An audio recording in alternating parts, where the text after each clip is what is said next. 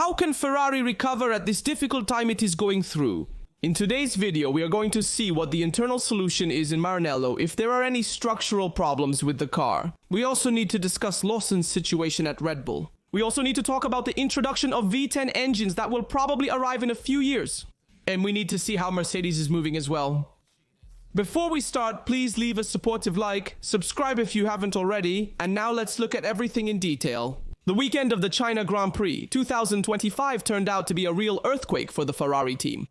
2 days after the race, there remains a deep disappointment for a double disappointing performance over the distance and the technical irregularities that led to the disqualification of both single-seaters. And to think that at the beginning of the season, the prancing horse had raised the bar by openly aiming for both world titles. A goal still within reach. After all, we are only at the second stage of a world championship of 24 races, but that requires an immediate change of pace. Without the disqualification, the Chinese weekend would have still been a dull result, but less serious compared to the disastrous debut in Australia. Now, however, the drivers and constructors standings clearly speak Ferrari is struggling. For the first time in its history, a driver from a customer team, Esteban Ocon, precedes the two Maranello holders in the standings. The causes are not only due to the disqualification, but also a car that doesn't take off. The SF25 is an evolution of the single-seater last year, but it is showing clear limitations. A brave choice, that of abandoning the philosophy of the SF24, but so far it has not paid off. The atmosphere in the Ferrari box has become heavy. The season was supposed to mark the technical and organizational maturity under the guidance of Frederic Vasseur, but the faltering start is already putting everything into question. The departure of Enrico Cardile did not seem to have shaken the structure too much, which instead appeared solid and ready to reap the benefits of the work started in 2023. Last year, without the pressure to win at all costs, Ferrari knew how to use and grow, coming to contend the Constructors' title with McLaren until the last race.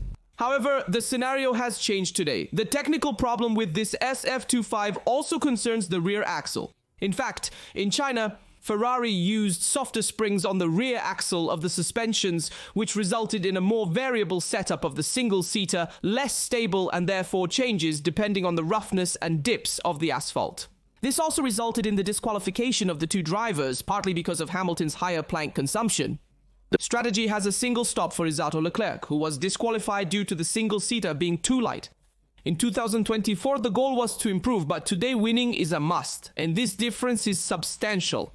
The shift from an ambitious approach to one obsessed with success can become dangerous. The fear is that under pressure, we may revert to old habits, engineers paralyzed by the fear of making mistakes, cautious decisions, and zero risk, all the opposite of what is needed in Formula One. 2024 has shown that even in difficult times, like after the update in Spain, the team had the strength to react.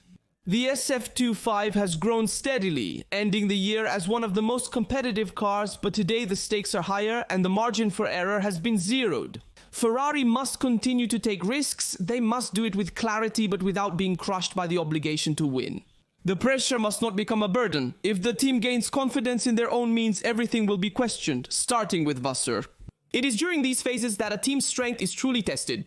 Victory can be a liberation, but to achieve it also requires the courage to make mistakes. And if on one hand Ferrari must not lose optimism at the start of the season and must get back on track with the team, reorganizing the technical part and trying to bring updates as soon as possible, improving the rear of the single-seater, on the other hand we have Red Bull that has to make a very difficult decision. Lawson's future is already in the balance, but the RB21 shows signs of growth. I fear I have little time. These are the words of Liam Lawson after the Shanghai weekend, which sound like a mission. His seat in Red Bull is anything but safe. The young New Zealander, promoted after excellent performances with Racing Bulls, is discovering how complicated it can be to share the box with Max Verstappen. Many have tried before him, from Perez to Albon via Gasly, and all have come out burned. The Chinese Grand Prix was no exception, last in qualifying and only 12th in the race despite the disqualifications of Leclerc, Hamilton and Gasly.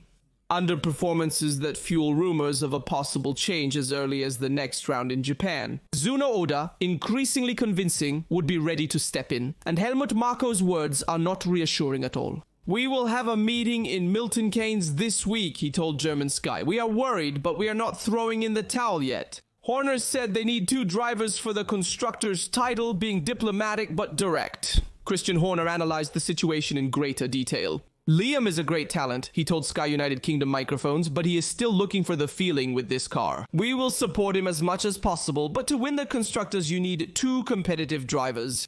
You can't aim for the title with just one car, and that car today still speaks with Max Verstappen's accent. The 4-time champion had another solid race in Shanghai, finishing in 4th place with a great overtaking on the Eclair. Max is fully integrated with the engineers and actively seeks areas for improvement, Horner explained. He is an impatient champion, yet extremely sharp in his analysis. Despite separating from McLaren, the Austrian team isn't dramatizing it. In the first stint, we lost a lot of time, Horner put in, but after the pit stop with the hard tires, we were competitive. When Max returned, Piastri was 18 seconds ahead. At the end, the gap was only 16 seconds. This reflects positively on our race pace. The McLaren rivalry continues, but Horner encourages restraint. Don't lose heart, it's just the second race this year. The last championship showed that the start doesn't matter as much as the finish. In the factory, we know we still have room for growth and we have the right people to bridge the gap. Red Bull seems to have a clear idea about the technical path, but less about the fate of the second seat. For Lawson, time is running out. The Japan Grand Prix could already be the last chance. But why does Lawson struggle so much to drive this Red Bull? The real problem is the driving style of Verstappen. The Red Bull is built around Verstappen, it was with Checo Perez, and now it is with Liam Lawson. Last year, Max won the title without the fastest car, bending everyone including his teammate. He led them without much praise, but was it entirely Perez's fault? Hard to believe. Whoever ends up driving the other Red Bull ends up crushed. Not only because Verstappen is simply better, but because all development, attention and strategy seems to revolve around him. And even if Hamilton and Kings rushed to deny it, the reality in the pit tells a different story. Liam Lawson arrived full of expectations. He beat Tsunoda in the race for the seat and was even preferred over more experienced profiles like Sainz. Helmut Marko chose him for his strong character. Yet just 2 races later, the New Zealander appears drained and morally down. The results? Bad in qualifying 12th in the race in Shanghai despite 3 disqualifications don't help, but it's the psychological weight that does more damage than the track. There is already talk of possibly moving Yuki Tsunoda to Red Bull starting from the next Japan Grand Prix. Yuki's home race, a move that perhaps the Japanese would do well to postpone, because next to Verstappen you get burned, you don't grow, you come out demolished. From Gasly to Albon, from Perez to whoever comes next, the list of drivers who have raced and lost confidence, shine and reputation in comparison with Max is long. Entering the Red Bull garage with the number 2 on the seat almost always ends up with a question mark on the career. Building afterwards is extremely hard. Perhaps, as someone ironically suggests, Red Bull should provide a post-traumatic subsidy for those who decide to share the box with Verstappen. Because the damages are not just sports related, they are mental, deep and hard to erase. And as long as Max is there, at the center of the Red Bull universe, the question won't be who will take the second seat, but who will have the courage or recklessness to climb into it.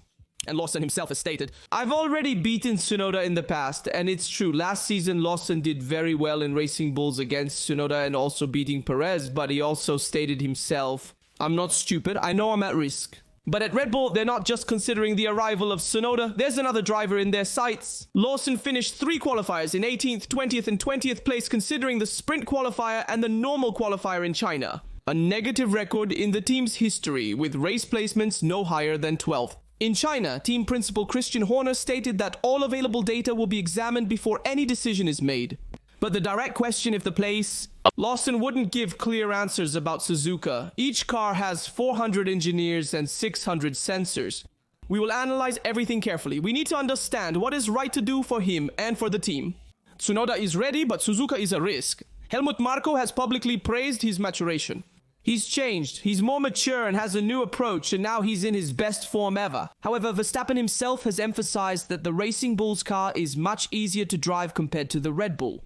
A truth that complicates Yuki's leap. But what is the actual issue with the RB21?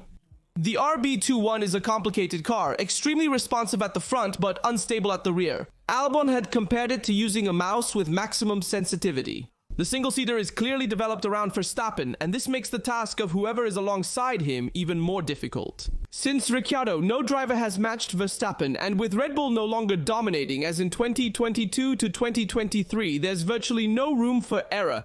A few tenths of a second are enough to get out in Q1, when a couple of years ago these same tenths guaranteed the front row. Another outsider option for Racing Bulls is Franco Colapinto, whose name is being mentioned. The young Argentine is closely pursued by Red Bull and Alpine, with rumors of recent contacts occurring during the Shanghai weekend.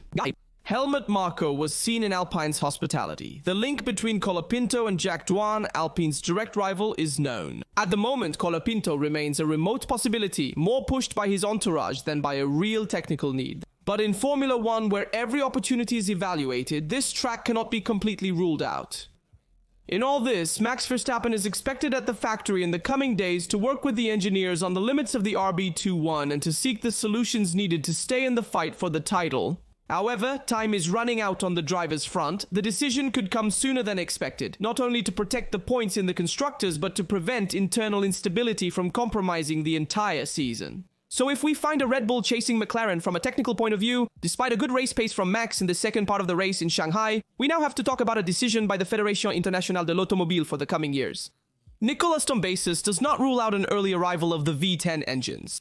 "We are evaluating every option," he stated. Nicolas Tombazis, Fédération Internationale de l'Automobile as single-seater technical head, confirmed in a Shanghai media meeting that introducing a new generation of naturally aspirated engines, especially the talked-about V10S, is a possibility before the current 2031 deadline. Tombazis stressed that the 2026 power unit regulations will remain unchanged. The hybrid engines with a 50-50 split between thermal and electric are confirmed and will be regularly introduced next year. However, the debate within Fédération Internationale de l'Automobile is already open on what will happen next. The priority is to understand if there is really the intention to switch to a new engine philosophy in 3 or 4 years, Tombazis explained. Only then can we discuss possible intermediate changes. But it's clear that the long-term future is already at the center of our dialogue with the manufacturers. The V10 hypothesis is concrete but complex. Fédération Internationale de l'Automobile President Mohammed Ben Sulayem relaunched the idea of returning to V10 aspirated engines, describing it as an interesting possibility made more plausible by advances in sustainable fuels. No formal proposal exists, but engine manufacturers are discussing the topic, Tombazis clarified.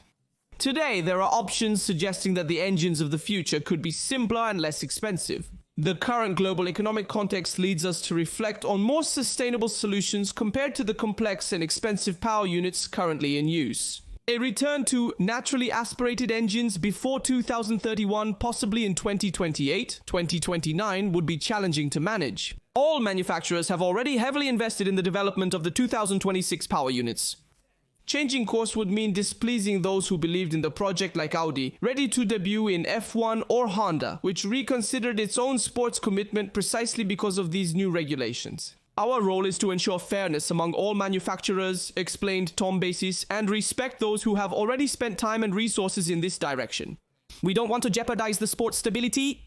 This early modification of the technical plans will have to be unanimously approved by teams, manufacturers, and stakeholders in line with the Fédération Internationale de l'Automobile's governance process. No decision can be imposed. All changes must gain broad consensus," Tombazis reiterated.